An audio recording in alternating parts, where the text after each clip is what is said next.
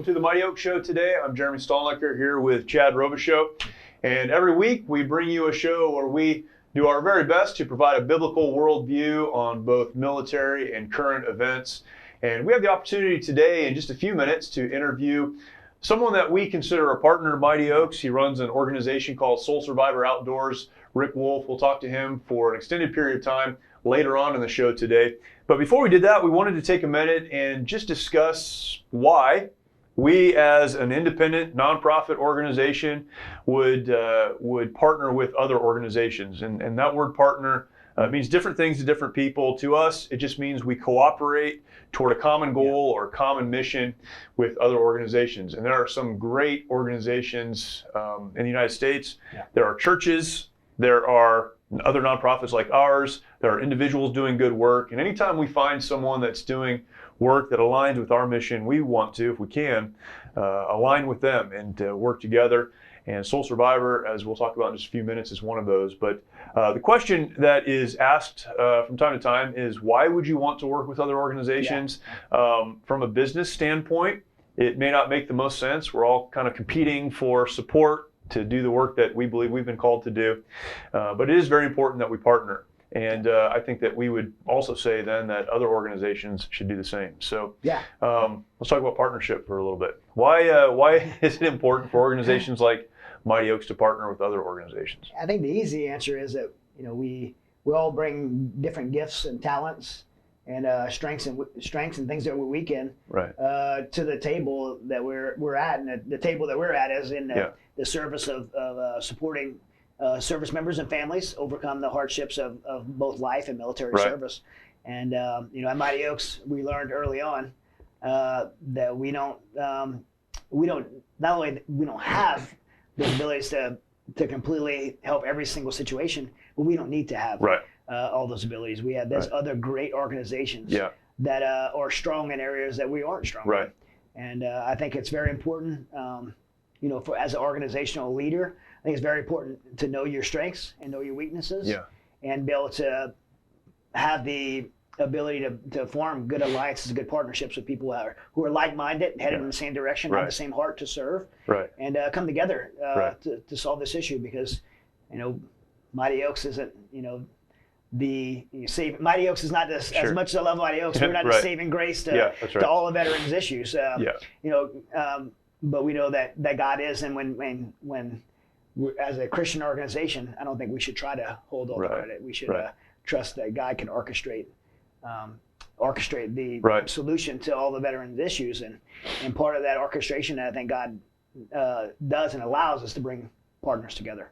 It's easy to fall into the mindset that we do need to do everything, and it would be disingenuous to pretend like we haven't fallen into that mindset sometimes, right? I mean, over the years we've had a lot of conversations about how far do we need to go and what we're doing, how much do we need to expand, what areas do we need to get into, and particularly when you're dealing with people, there is an unlimited number of places that you could go. We could expand into weekly programs across the country. We could develop more literature and more curriculum. We could, there's any number of things we can do, and as we grow and develop, maybe we'll do some more of those things, but we don't have to. There are other people who are actually good at it. Yeah, and like you said, it'd be disingenuous to say we've never found ourselves.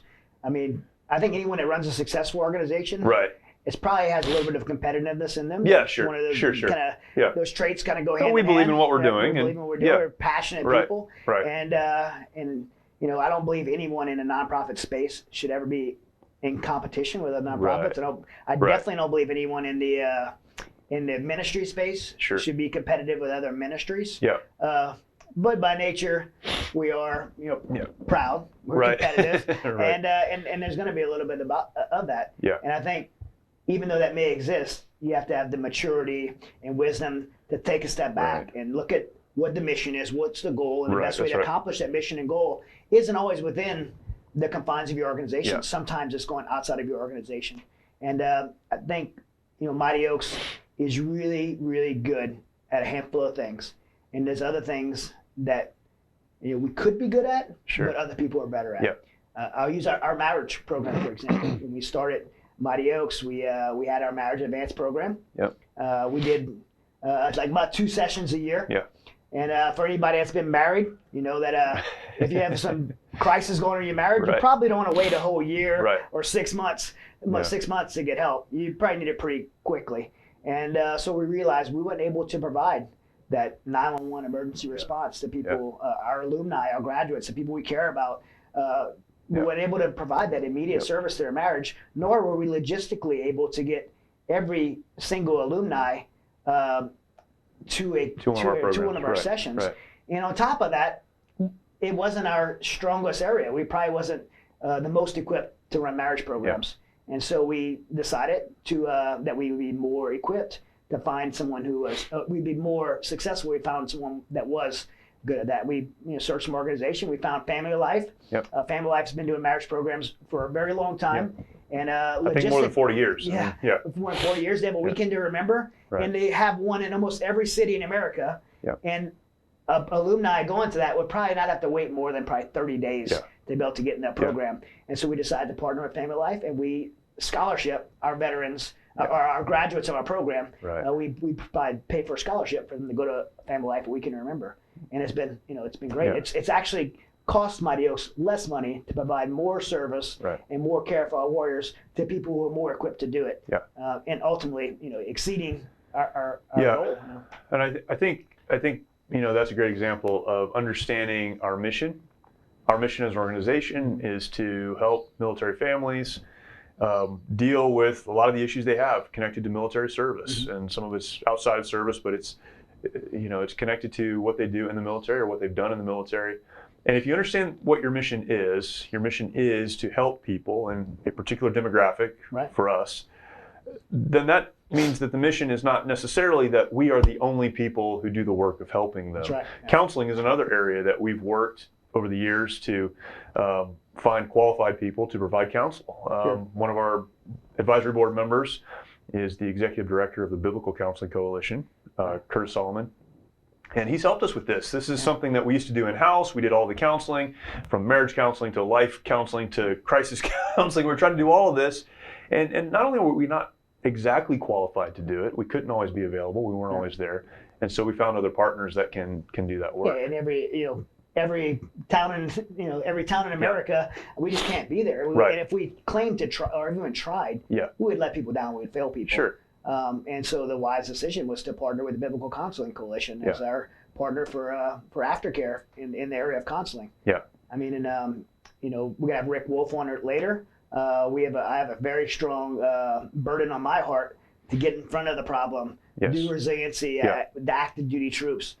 Rick was doing this through Soul Survivor. He's going to, and I know you guys could talk about it more, so I don't want to get too far into it, but Rick is going to the young active duty service members in their MOS schools when they don't have anything to do on the weekends. He's taking them out, doing things outdoors with them, taking them fun activities, and then in that joy and excitement of doing fun recreational activities, he's given them good, strong spiritual resiliency tools and life principles. And we originally started with them by providing instructors and some of our alumni to give testimonies to these young warriors, kind of passing it from one generation to the next.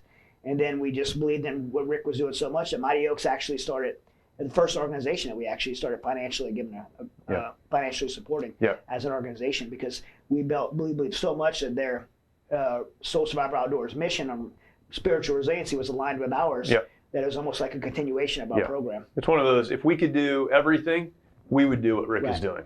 But we don't have to. We can support Rick, and he does it. And he has unique access to active duty service members that honestly most organizations don't have. And when we look at the number of people that need help, even at our capacity, if we were doing everything exactly right, which we're not, if we were filling up every single bed we have available to us, which we're pretty close to, but even if we were doing everything exactly right, we would only touch a fraction, very small fraction of the people that need help. I look at our women's program. We've got an amazing women's program. It's impacted service members and spouses and veterans. It's an amazing program. This year we'll have 4 sessions, which is going to impact a number of women for eternity, but there are so many more people that need to be reached. We can say that about every program that we have, and it's through partners that we're able to do that. I remember when we first really got going, and one of the first big projects as you transitioned to be full-time in Mighty Oaks, you took on was our aftercare program. Yep. We had this vision that we were going to be in every church in America to have aftercare for all of our graduates. And then once we really understood what that meant, we realized we were taking on a very not only overwhelming task, but potentially an impossible task. An organization should exist just to do that. Yeah, exactly. And then we realized there are organizations that do that, and we partnered with them. And one of the things that I've loved that Mighty Oaks has done that I've been just really proud of is that not only are we reaching out to other organizations to partner for their support in the call that we have, but we're able to be that for them as well. That's right. And it's kind of a collateral. Is that the right word? Right, collateral benefit. Working together. Yes. Working together. Yeah. So I mean, organizations that do aftercare, like Reboot and other organizations that do these ongoing aftercare that place around the country, they may not have an intensive program like our legacy program, a week long, and have the ability and logistical resources that we have available to be able to run these programs. And now they don't need to. Right. They're able to send people to Mighty Oaks, and we scholarship them in our program, and then send them back to these aftercare partners who are able to actually help cover them forward. It's interesting to me too when we talk about competitiveness, working with other organizations. We're in a great spot as an organization. We've worked very hard to get to where we are. Mm-hmm. But again, it would be false bravado to say we got here on our own. Sure. We're here because of organizations that at moments in time, or churches that at moments in time, people at moments in time have come alongside and helped us maybe for a short period of time, maybe for a little bit longer. But we're able to do the work that we can because of partnerships that we had. That we had early on, right? And so this really is nothing more than us just continuing to do what was done for us. Yeah, I would never forget, and never not give credit to Dave Reaver and the Reaver Foundation who came on and really supported us early on. Mr. Wayne Hughes, who believed in Mighty Oaks before we really had the evidence to support it. And so many people that supported us. I mean, Mr. Hughes built Sky Rose Ranch for us before we ever had a session there. I mean, he just believed in us and supported us. And we've had that's why when and we get it a lot, and I know you do too. I'd say maybe for me 2 or 3 times a week. There's a veteran wanting to start a nonprofit or a veterans effort to help other veterans. And they want to talk about, they want some consultation, they want some advice, they want some input of how to do it. And I always really enjoy taking the time to give that, experience, that guidance, that wisdom. Sometimes saying, don't start your own organization. Take those things that you want to and bring it in another organization. Let me make the connection for you. And other times it's like, hey, I think you should do this, and here's some advice to move forward. And I'm really thankful to be in a spot that we could offer that. I know you do that quite a bit as well. Yeah, I had some of those conversations this last week, as a matter of fact. And it's exciting. You get a little bit scared for them too, because you know what they're about to face, right? But because it's not easy. It's not easy, but it is extremely rewarding. We've had some great partners. I think of Wayne Hughes, of course, with serving California and now serving USA. Had John Lowry on not too long ago, and that partnership's been great. But I even think of people like the Blaylock family in Texas, who built out a facility that we use several times a year in Texas for our programming, or the Strakers and other partners in Ohio that built out a facility for us there that we can use. It's incredible. Warrior Retreat Center. Bull Run Warrior Retreat Center. I mean, what a story that is. A pastor challenged a small group in his church to do something. And that small group did something, and now we're using their facilities. So these partnerships are key to our success, but I really believe key to the success, if you will. I don't know if that's the right word, but key to ministering to the greatest number of people possible. So what's the lesson for people listening who aren't in veterans nonprofit space? Well, I think the lesson is work with people that are strong in areas that you're not necessarily strong. And this is a lesson in every area of life. If you're a parent and you're struggling with your teenager because you've never had teenagers before, find someone who has and partner with them. Use the experience that they've garnered or that they've gained and apply that to your own situation. If you're in a workplace, reach out. It's not weakness to ask for help. In fact, partnerships are something that we applaud in the military combat space, but sometimes we look at it as weakness outside of that. But it's absolutely not. We're so much stronger when we're working together toward a common end. Find people that are on the same path that you're on, working toward the same goal that you're working toward, and lock arms with them to accomplish something. And as competitive as we may be sometimes, I mean, we have to be able to lay our competitiveness down at times, right, to be able to work with one another towards common goals and the common best interests of those around us. You can get the credit, or you can be successful helping other people. I don't think you can often do both. No. You can do one or the other, and some people, I guess, are blessed and they get both. But you can help people, more people, or you can get the credit for doing it all by yourself and be very limited. Very limited in what you can actually accomplish. So that's right. Thankful for our partners and for our future partners, and look forward to talking to Rick in just a few minutes. Yeah, it's be good. All right. Stay tuned. Our guest today is retired Lieutenant Colonel Rick Wolf, the founder and president of Soul Survivor Outdoor. You can jump on their website, and I would encourage you to do that, get more information about them, and follow them at soulsurvivoroutdoor.org. And they're a great organization. Really, we are on the same path, maybe not approaching the same thing the exact same way, right, but working toward the same end. And we have very much the same mission, which is ministering to, serving those who have served us, and helping them to find real hope. Not a superficial hope or an artificial hope, but real hope. And we've had the opportunity to be partners together. And Chad and I talked about this just a minute ago, if you've seen the rest of the show today. But partnership is something that has different meanings to different people. And what is a partner and what does that look like? And really for us, it's this. It's us saying we're going to leverage our strengths and cover each other's weaknesses as we work toward accomplishing that goal and that mission. And so it's awesome to have you, Rick, and excited to talk to you today about what we're doing. So 29 years in the Marine Corps, right, which is a long time. Oh, really long You are time. much younger than or much older than you look. I had it backwards there for a second. Okay. You look much younger than you actually are. Okay, well, that's good. That's good. So talk about when you went into the Marine Corps and kind of some of the highlights of your career, and then how you ended up at the place where you said, I need to do something to continue serving those who have served and are serving. So went to Colorado State University. That's probably where I first started hearing people talk about the Marine Corps and their officer program.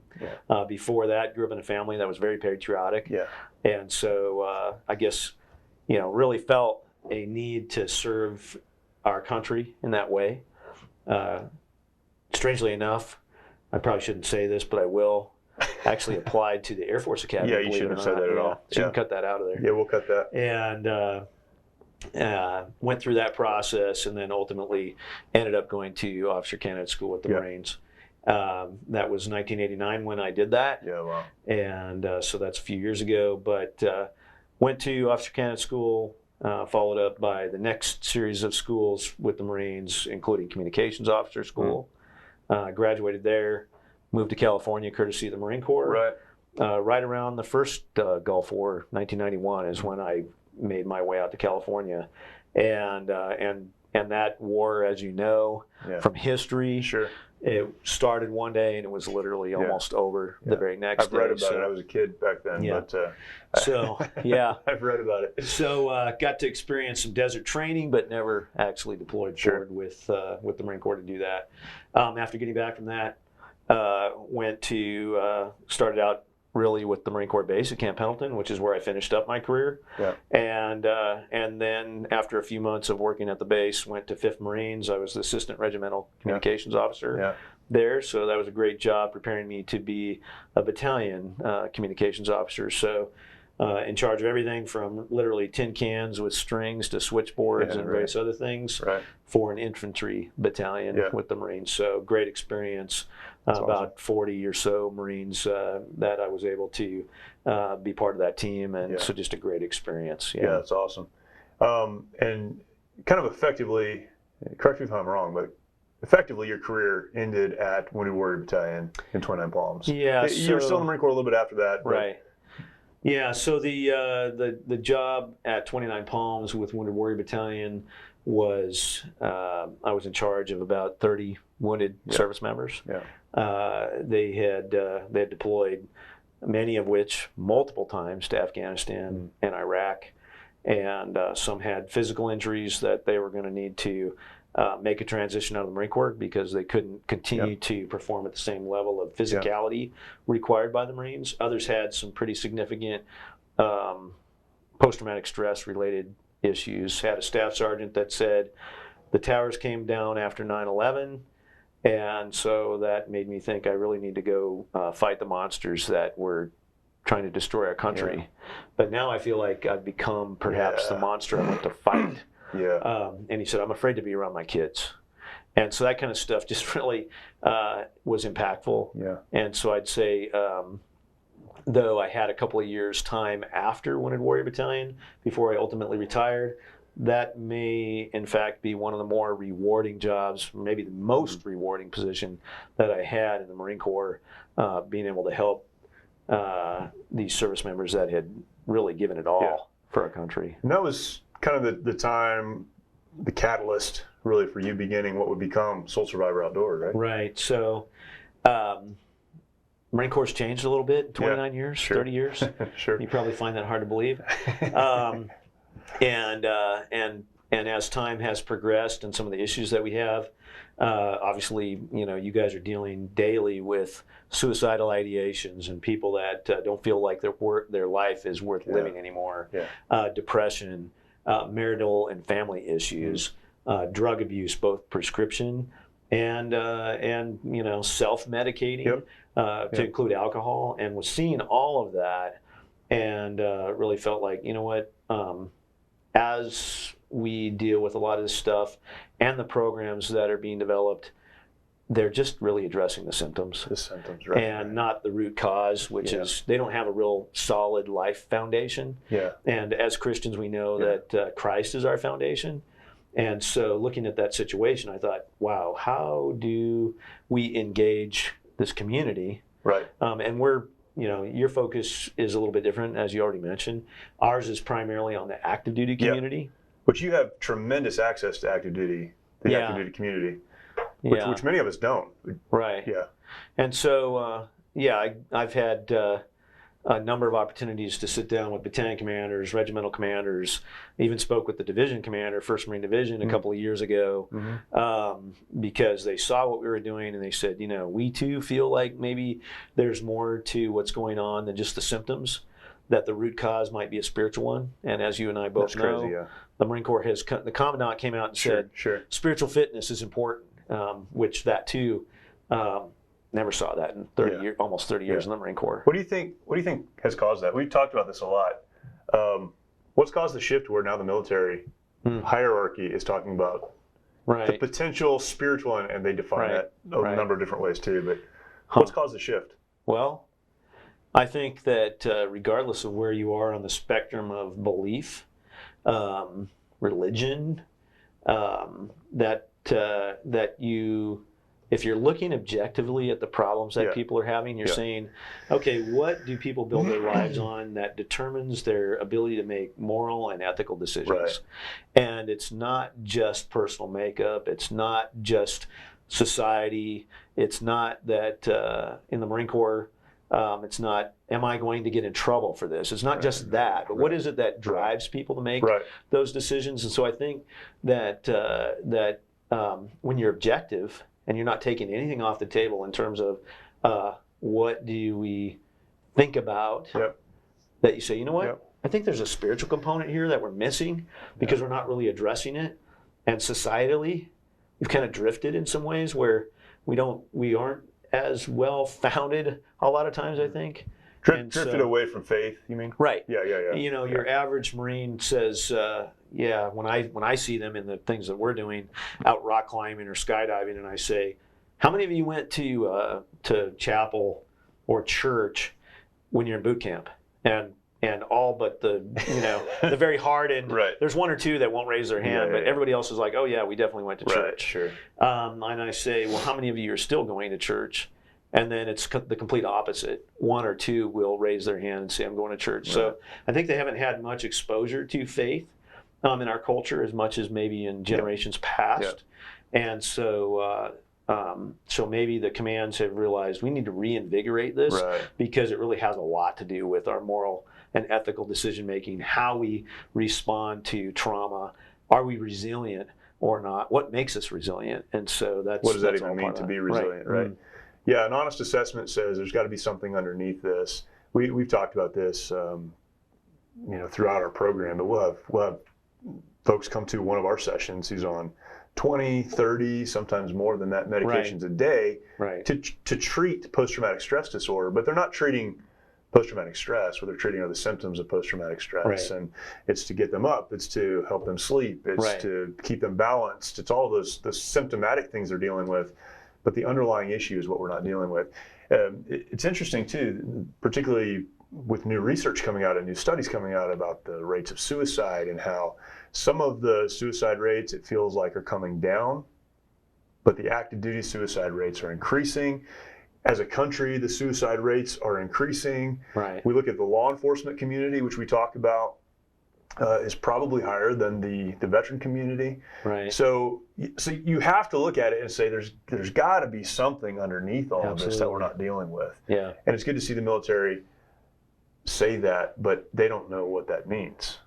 They talk about spiritual fitness, but they have a hard time understanding what spiritual fitness really is. You bet. Which is why we were able to step into that, I guess. I think that some do, some don't. Chaplain Corps as well. Some have a real good grasp, know what they want to talk about and how to get the military engaged in this conversation. But I think it's created, maybe vacuum is too strong of a word, but opportunity is probably a better word. A really great opportunity for organizations like our own to say, okay, the military has recognized that we need to do something in the arena of spiritual fitness. What does that mean exactly? And then we know what it means, and we can come to the table and say, here's some solutions that we can provide. Here's what we think a life foundation actually means and why faith is so important to that. So, talk for a minute. You told me the story before, but it wasn't a Soul Survivor event, but the first time you took Marines out to do something active, just to get them away. So talk about that, if you wouldn't mind. Just telling a story, because I think it's a great story. And then why you've continued to do outdoor stuff. So for Mighty Oaks, we do some activities. But primarily we do teaching, and we'll sit down in small groups and kind of walk through that. And that's been effective for what we do. But you've had great success with the kind of the action events, jumping out of planes, climbing rocks or whatever, and then moving beyond that. So tell the story about when you did that the very first time. Again, Soul Survivor wasn't even a thought in your mind at that time, but why you've continued doing it that way. I think that that initially, just how could you engage in a discussion of faith that wasn't saying to a Marine or a sailor, hey, you know what you really need is you ought to go to church.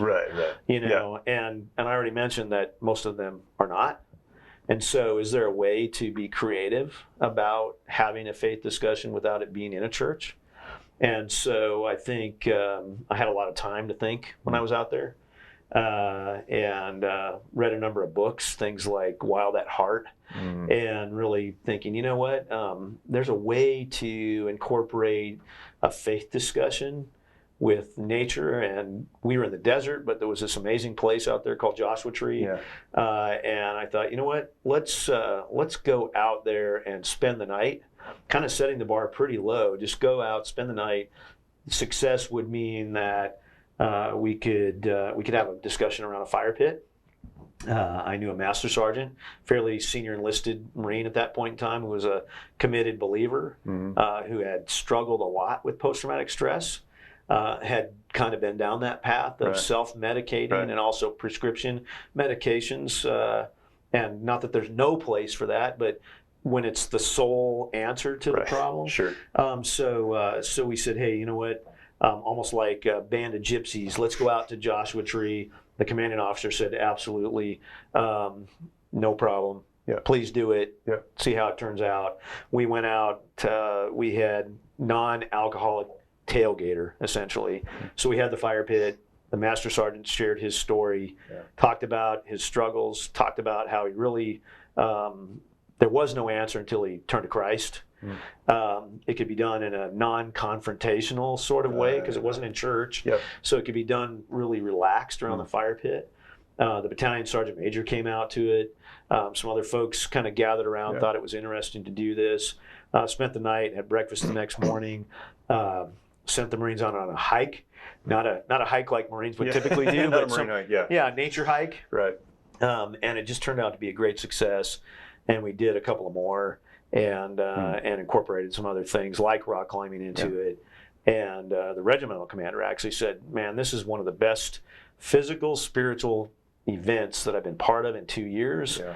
And when he said that, that was really kind of a catalyst to say, "Wow, I think this is what we should be doing. Maybe we're onto something where we can have a discussion of faith that's not in church, and gets the blood pumping a little bit so that they're more open to discussion." Yeah.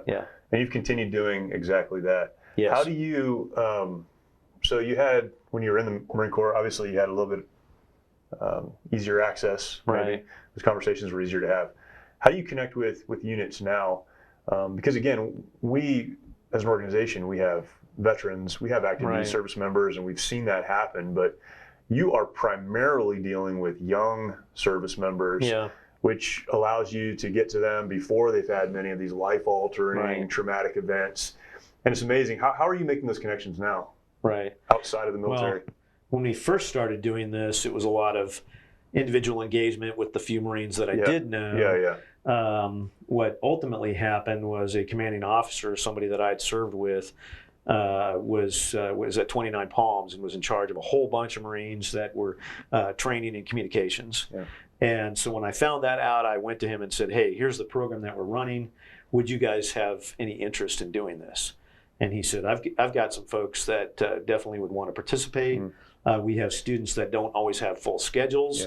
So absolutely, if you have things that you'd like to do and it involves a faith discussion, it'll be voluntary for them, but if they want to come, they can. And that met with immediately being received well. And I think from that standpoint, we didn't do too terrible bad job on getting the word out through social media and letting other commanders that we would know about it. And so now they're starting to come to us and say, "It's really interesting what you've done with communications school," or "It's really interesting what you did with 2nd Battalion, 7th Marines. Would you be interested in entertaining the idea of having some of our Marines out to do something?" And so so that's kind of how the whole thing has transitioned, really, from individual invites to commanders being interested. I mentioned that we spoke to the division commander at one point. That wasn't a bad thing. That was a good thing. That's not a bad thing, right? Because he immediately turned around and started telling commanders and sergeants major in the Marine Corps about what we were doing as well, and said, "Hey, the commandant says spiritual fitness.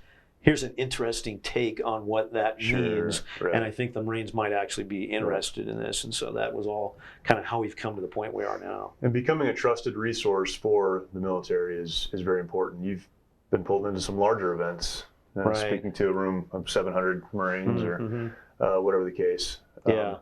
It's interesting to me. We're both, we'd say we're faith-based nonprofits. What that means for us is we approach all of this from a Christian perspective or a faith perspective. But you can do that in such a way that the active duty community still trusts you with the message. And I think sometimes people get that wrong. They think, well, you're either Christian or you're secular. You're one or the other. You can't be both. And I would agree you can't be both. But I believe you can be authentically Christian and minister or speak into a secular community. Absolutely. And you've done very well with that. I think God has opened some doors for us to do that as well. And it's been really interesting for me to see, coming from a church background, that is a possibility. And it's just being authentic through that. Partnership, again, is so important. That's kind of where we started the conversation. For us, the partnership, I guess it looks, there are different things that means to us, but one of the things it means is we try to support events that you're doing with the guys who can speak and maybe share their stories. You gather them around the rocks out in 29 Palms, or before they jump out of a plane or something. And a lot of our graduates have had the opportunity to speak to your groups. I have, Chad has, others have. And it's awesome. And partnership, I think, is the key to this whole thing. We can either be in competition with one another, or we can understand we have different strengths and weaknesses. We do what we do the way that we do it. Absolutely. For us to try to do outdoor activities that have a spiritual component, it's not what we do, but we can support you while you're doing that. And then the reverse of that is you're supporting us by sending folks to us and connecting us to other events that we wouldn't have access to and commands that we wouldn't have access to. Partnership is the key to effectively dealing with these problems. Right. Okay, but, and this is something you and I talked about before we started, partnership in the nonprofit community, the nonprofit world is not the only place that partnership should exist. Yeah. In life, partnerships should exist as well. In fact, we see really strong evidence for this in the Bible. Talk about kind of a philosophy maybe of partnerships that extends beyond just your work with nonprofits and with the military. Well, when we were talking in your office earlier, I mentioned that we can't do it on our own, right? And nobody has the embodiment of all the talents, abilities, skills, and God's made it that way, right? He talks about the body of Christ, and that we all have different roles in that. And so, I think if we recognize that, then we know that you and I need each other, right? And that when it's husband and wife, we need each other, but we probably need another couple in our life. Maybe a married couple that's been to around. help us in our relationship. Absolutely. Right? So that it's not just us looking to our own resource. But I also mentioned, iron sharpens iron, right? And so, if we're honest, if we have a right self view, then we know that God's created certain things in us too, so that we can pour into other people's lives. And we ought to look for those opportunities and not just simply be looking to have others pour into us, but we ought to be operating the other direction as well. Yeah, a selfless view of partnering, and I think that's so important. Marriage is a good example of that, right? We come from different backgrounds, and so all we know is what we know. And if you come from a strong family with a mom and dad that are doing what they're supposed to do, then you'll bring that into your marriage. If your spouse comes from a different background than you, bringing those two things together is impossible. Unless you're reaching outside for a partner, someone who can help you figure that out. But then leveraging what you've learned to help other couples along the way. It's the same with parenting or in any area of life, is being able to support one another. Those partnerships are absolutely essential. Absolutely. Yeah, that's awesome. Well, thank you for spending some time talking today. You bet. Yeah, it's great. And I look forward to what God will allow us to continue to do as partners. Awesome. The people we can meet and the people we can affect. Suicide, combat trauma, life trauma, military trauma. It's a big deal, and it's a real issue, but together we can definitely have an impact on it. Well, Jeremy, thanks for having me on today. It's been an honor to be part of what we're doing together. Yeah, that's right. And it's been a lot of fun too. Yeah, it is. So looking forward to what the future holds as well. We'll see what God has for us. Awesome. So thanks for watching, and appreciate your time. And I would encourage you, I'd ask you to watch next Friday as well at 10 o'clock, every Friday at 10 a.m. We'll put new episodes up. If you're not already subscribed to our YouTube page, do that now. Subscribe. You can you can share the page, hit that bell, and that will notify you of when a new episode comes online. And we'll look forward to the next time we are together. Thank you.